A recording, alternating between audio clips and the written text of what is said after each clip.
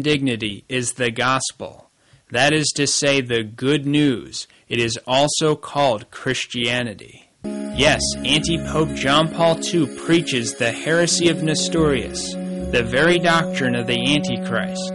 He preaches the dissolving of Jesus in the Incarnation, which results in the worship of multiple Christs and the worship of man. Here, in his very first encyclical, Redemptor Hominis, Anti-Pope John Paul II explicitly defines the gospel, the good news, and Christianity as the deep amazement at man, indicating that each man is Jesus Christ whom Christians worship. And this worship of each man as Christ springs from Anti-Pope John Paul II's teaching that the Son of God united himself with each man in the Incarnation. Furthermore, while the similarity between Nestorius and Anti-Pope John Paul II is undeniable, there is a crucial difference between the two. There is a crucial difference between the preliminary Antichrist, Nestorius, and the Antichrist, Anti-Pope John Paul II.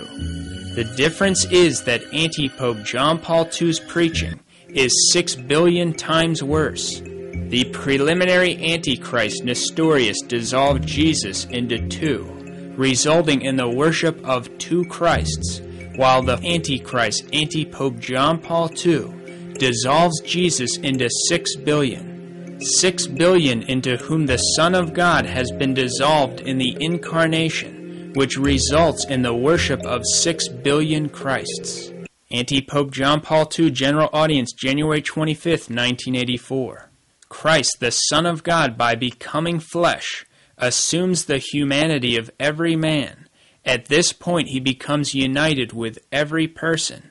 In the encyclical Redemptor Hominis, I wrote that the name for that deep amazement at man's worth and dignity is the gospel. That is to say, the good news. It is also called Christianity.